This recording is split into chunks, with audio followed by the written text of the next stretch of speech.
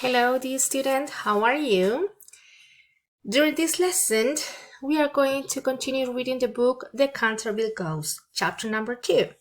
For this, I want you to keep on your mind the following objective: to demonstrate comprehension of written and oral text, and also you will be able to identify key vocabulary and remember previous chapter topic. All right? Well, before to read the new chapter, do you remember anything or what happened in the first chapter? Do you remember anything? We have three possibilities. The Otis family arrived to the mansion.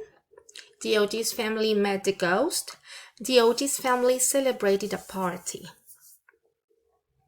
Yes, the first one is correct. And in this part, you have to remember that they met Lord Canterville and Mrs. Upney. They were warned about the ghost, and at the last minute, a storm surprised them. Okay? Because a blood stain appeared on the floor. Do you remember that? Okay. Here we have a very, very simple activity you have to do on your copybook. We have a matching, column A, column B.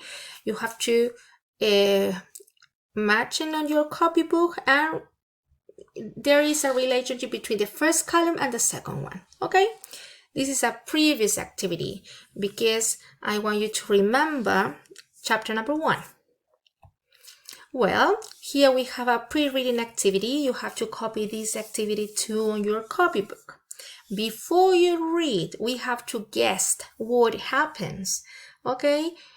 You have 2 questions and 4 alternatives, and you have to copy these 2 questions on your copybook. Circle the correct alternative, okay? What will the Otis family find the next morning? You have 4 options. And number 2, what will Mr. Otis do when he meets the ghost? Okay? Circle. In this part, we don't have a correct one because you are guessing. Okay? Yeah, this is a key vocabulary. The key vocabulary from this chapter, the new chapter. We have 3 groups: verbs, nouns, and nouns. Okay, actually there are 2 groups only, right? In the first one we have knocked. Repeat after me: knocked. It's a verb. To repeatedly hit something producing a noise. And translation into Spanish: golpeó. Yes, it's a verb with ending ed. Okay? Another verb we have in this chapter: shot. It's the firing of a gun or cannon. Okay? As you can see, disparó is a verb in past tense. Well, the other groups, we have the word noise. Noise, repeat after me: noise. Yeah, probably you already know this word is a sound or sounds, especially when it is unwanted, unpleasant, or loud. Translation: ruido. Then we have the word footsteps, which is in plural. Okay, plural. Definition: the sound made by a person walking as their foot touches the ground or step. The translation to Spanish is pisadas. Yes. Another word: cupboard, a recess or piece of furniture with a door and typically shelves used for storage. Yes, similar like a closet. Okay, it's armario. Holes. This word is in plural. Holes. A hollow place in a solid body or surface. Translation: hoyos, agujeros. Right. Yep. So we are ready to begin to read the chapter number 2. Pay attention carefully, okay? Sir Simon meets the Otis family. The storm went on all night, and the next morning, when the family came down to breakfast, the blood stain was on the library floor again. "That's strange," said Washington. "Pinkerton's famous stain cleaner usually cleans anything. It must be the ghost. He cleaned the floor again with the little black stick, but the next morning the stain appeared once more." That night, Mr. Otis closed the window and looked in the library door, but in the morning the bloodstain was there again. The family found this most interesting.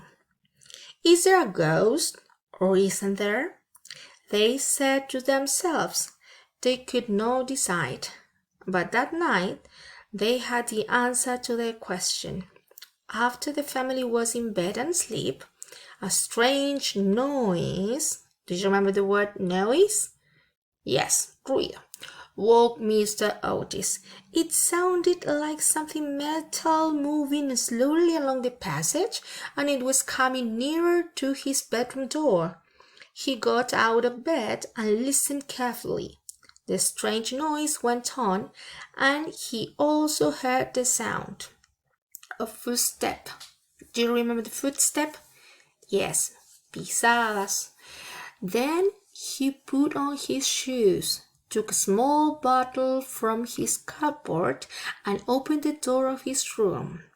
There, in the moonlight, was an old man with eyes as red as fire. His grey hair was long and dirty. His clothes were old and full of holes, and there were heavy metal chains round his arms and legs. And there you have a picture of the ghost, okay?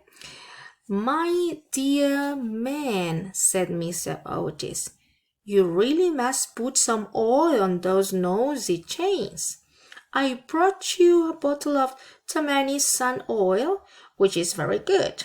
Everybody in America uses it. I'll leave it here for you, and I'll be happy to give you some more when you need it. Do you understand what is happening here? The ghost appeared. Yes, in this part is a paragraph which is describing the ghost.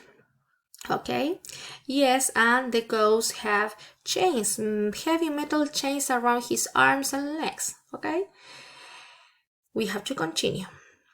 He put the bottle down on a small table, then went back inside his room and got into bed. For a second or two, the Canterville Ghost stood still. He was so angry. Then he knocked the bottle of oil onto the floor and hurried away. A strange green light came from his body, and he gave a long and terrible cry that rang through the house. But when he got to the top of the stairs, a door opened. Two little people appeared, and a large pillow went flying past his head. Do you remember who are they? Two little people appeared. Yes, the twins, the two kids. Yes. This was too much for the ghost, so he quickly disappeared through the wall, and soon the house was quiet again. When he got to his secret room, the Canterville Ghost sat down in the moonlight and tried to think. He was both angry and unhappy. So in this paragraph, we have a Canterville Ghost who was very angry and unhappy. Okay, do you understand why he is happy? Unhappy? In the next paragraph, we have the answer. For 300 years, he said to himself, I have been the best and the most famous ghost in the country. Everybody has been afraid of me. There was the Duchess of Bolton not long ago. I put my skeleton hands on her shoulders, and she nearly died of terror. She has been ill ever since.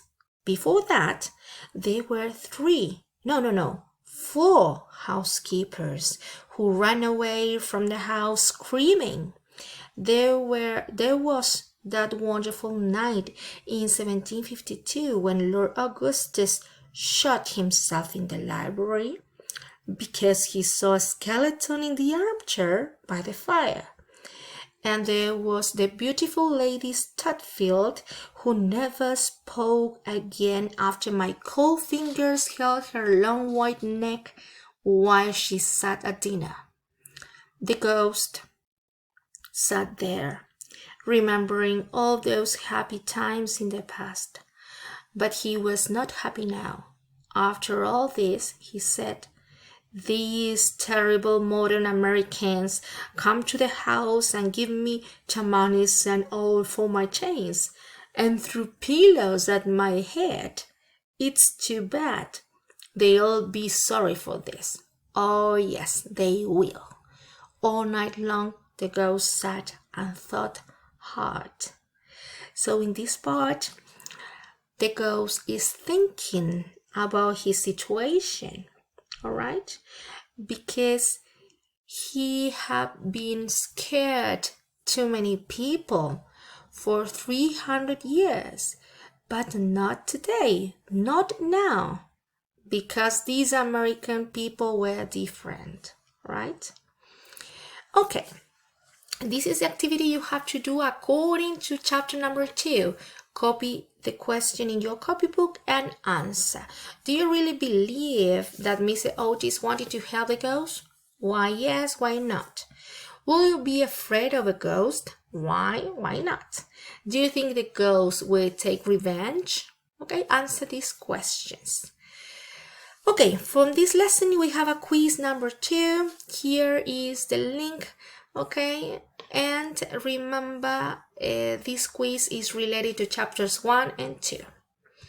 And remember to copy the exit ticket on your copybooks and answer the question or complete with 3 things you learned during reading this chapter, 2 doubts of questions according to this lesson, and your opinion or appraisal about this class. Okay, that's all. Thank you very much, dear students, and have a very good time. Bye bye.